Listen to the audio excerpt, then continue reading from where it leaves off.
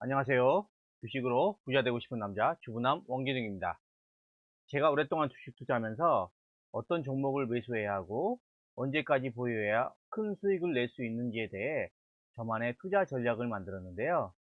단타하지 않고 편안하게 수익 낼 수 있는 저만의 투자 전략을 꾸준히 업로드할 예정이니 잘 참고하셔서 성공 투자하는 데 도움이 되었으면 좋겠습니다. 구독과 좋아요 많이 눌러주시면 영상 제작하는 데 큰 힘이 됩니다.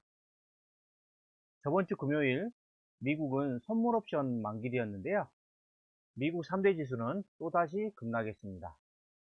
그러면 이 다우 지수가 4.55% 급락하면서 또다시 2만 포인트 아래로 내려왔고요. 나스닥도 3.79% 급락, 그 다음에 S&P 500도 4.34% 급락, 그 다음에 필라델피아 반도체 지수도 3.18% 급락을 했습니다. 보시면 그나마 다행인 거는 이 3월 18일 날의 급락 지점, 여기 저점을 이탈하지는 않고 있습니다. 여기요. 자, 이 부분입니다. 지금 단기 흐름만 놓고 보면 현재 주식시장은 매우 어렵습니다. 언제까지 하락할지는 아무도 모릅니다. 하지만 중장기로 길게 보신다면 분명 좋은 기회가 올 것입니다. 코로나19 사태가 발생한 지 82일 만에 전 세계 확진자 수가 31만 명을 넘었고 사망자 수도 13,000명이 넘었다고 합니다. 유럽과 미국의 확진자 수와 사망자 수가 급증하고 있는데요. 지금과 같은 사태가 얼마나 지속될지는 모르겠지만 하루빨리 치료제가 나와서 코로나19 사태를 진정시켜 줬으면 좋겠습니다. 그럼 오늘은 중소형주 투자의 대가 랄프 웬저에 대해 소개해 드리고자 합니다. 자, 이분이 랄프 웬저인데요. 랄프 웬저의 그 말을 좀 보면요. 돈이란 헛된 기대에 부풀어 있는 도박꾼으로부터 나와 정확한 확률이 어디에 있는지 아는 사람에게로 흘러 들어간다고 합니다. 그리고 주식 분석이랑 거의 재미없고 아주 사소한 것까지 챙겨야 하는 어려운 작업인데요.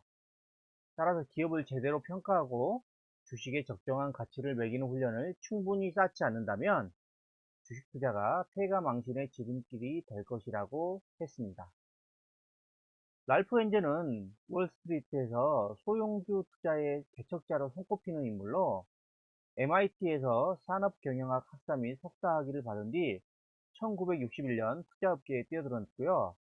작지만 재무구조가 튼튼하고 빠르게 성장하는 기업을 발굴해서 장기간 꾸준히 시장 평균을 훨씬 뛰어넘는 수익률을 기록했습니다. USA 투데이에서 월스트리트 포트폴리오 매니저를 대상으로 실시한 내 자산 관리를 맡기고 싶은 펀드 매니저 조사에서 워렌 버핏을 제치고 1위를 차지할 정도로 소형주 투자의 원로 칭호를 얻기도 하는데요. 2007년 작지만 강한 기업에 투자라는 책이 나오면서 국내 투자자들의 많은 관심을 받고 있습니다. 그럼 랄프 웬저의 투자 스타일을 살펴보도록 하겠습니다. 사자나라의 얼룩말은 사자의 밥이 되는 것을 두려워하기에 무리의 맨 바깥쪽에서 신선한 풀을 먹기보다는 무리의 중간쯤에서 제대로 풀도 뜯어먹지 못하는 길을 택한다고 하는데요. 마찬가지로 펀드 매니저도 높은 수익률을 올리기 위해 잘 알려지지 않는 주식을 매수했다가 숱한 비난을 감수하기보다는 대중들에게 인기가 높은 주식만 사들이는 길을 선택한다고 합니다.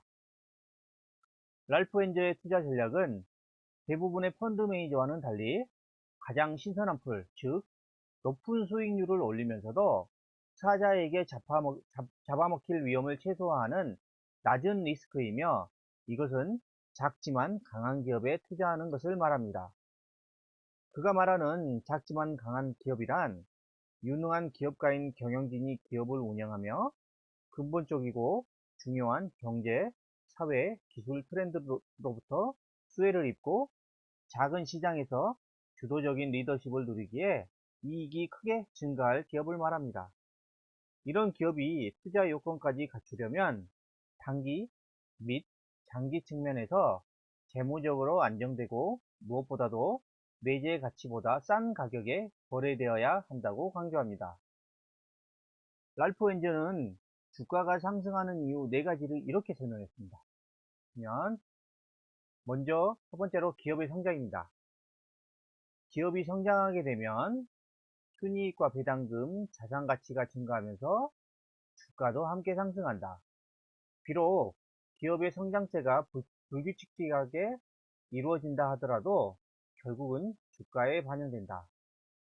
여러분들이 매수한 종목 중에 실적은 계속해서 이렇게 좋아지고 있는데 기업의 주가는 이렇게 우승 하향하는 기업들이 있을 수 있습니다.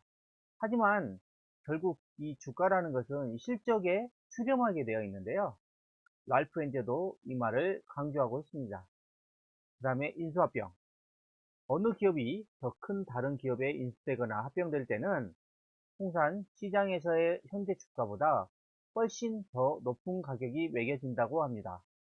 보시면 기존에 이제 피인수되는 기업들은 보통 주가가 이렇게 하락하면서 이런 상태에서 만약에 인수합병 이슈가 있으면 이렇게 급등하는 사례들이 많습니다. 이거를 좀 말씀드리는 것 같은데요. 인수합병이 되면 주가가 상승하게 되는 이유 중에 하나입니다. 다음은 세 번째, 자사주 매입. 주가가 그 기업의 내재 가치를 크게 밑돌 경우 해당 기업은 상당한 물량의 자사 주식을 매입하곤 합니다. 자, 주식이라는 게 상승하는 게 여러 가지 이유가 있는데요. 그 이유 중에 하나가 자사주라는 게 있는데요. 이제 회사 내에 이제 돈이 많이 축적이 되어 있는데 주가가 상승하지 못하고 횡보하거나 하락하고 있다면 그 기업의 경영진들이 주가를 부양하기 위해서 자사주를 매입하는 경우들이 많습니다. 그렇게 자사주를 매입하게 되면 주가가 상승하는 이유가 됩니다. 네 번째, 시장의 재평가. 기업이 계속 성장하고 전망도 밝을 경우 어느 시점에서는 기관 투자가의 주목을 받게 되고 PER도 높아지게 된다. 미운 오리 새끼가 백조로 다시 태어나는 셈이다. 자, 시장의 재평가라는 것은요, 기업은 계속 성장하고 있는데, 그래 전망도 밝아요. 근데 시장의 관심을 덜 받게 되는 거죠. 근데 시장의 관심을 덜 받게 받다 보면은 주가라는 게 뭐 상승하지도 않고 횡보나 하락할 수도 있지만 이게 기관 투자가들이나 그 다음에 시장에 참여하는 그 슈퍼개미라든가 큰 손들의 주목을 받게 되면 주가는 상승하고 PER도 높아지게 된다는 이야기입니다. 자, 다음은 시장의 타이밍입니다. 자, 타이밍. 랄프 웬저는 시장의 타이밍에 대해서 이렇게 설명을 했습니다. 나는 누구든 훌륭한 주식과 뮤추얼 펀드를 찾는데 시간을 투자하고 장기간 보유하는 게 훨씬 더 나은 성과를 올릴 것으로 자신한다. 이 말은 매일같이 발표되는 시장 금리의 변동이나 채권 시장과 주식 시장의 시황 따위는 무시하라는 의미이다. 자, 이 말은요, 시장 타이밍을 맞출 수 없기 때문에 단기간에 시장 타이밍은 맞출 수 없고 이 기업의 성장성이나 실적을 믿고 장기적으로 우상향한다는 믿음을 갖고 중장기 투자라는 말입니다. 때문에 단기 상황에 대해서 너무 예민하게 반응하지 마시기 바랍니다. 그리고 주식 투자 비중이 늘 100%인 천하태평의 낙관론자는 어차피 낙관자죠. 은퇴한 다음 신형의 최고급 승용차를 타고 다니는 반면 경제가 직면한 온갖 문제점과 정치적인 위기를 줄줄이 꿰차고 있는 똑똑한 비관론자는 다 낡은 중고차를 타고 다니게 된다. 그러면 제가 주식 투자를 오래 해보니까요. 바보 같은 사람이 결국에는 돈을 많이 벌게 되더라고요. 제가 보면 삼성전자를 한번 예를 들겠습니다. 삼성전자요. 저는 이제 지금 주변에서 주식 투자 안 하는 사람들이 주식 투자를 꼭 하고 싶다. 어떤 종목을 투자하라고 하면은 그냥 삼성전자를 매수하라고 합니다. 삼성전자를 보시면 지금 2000년도부터 나와 있는데요. 2000년부터 20년이 됐죠.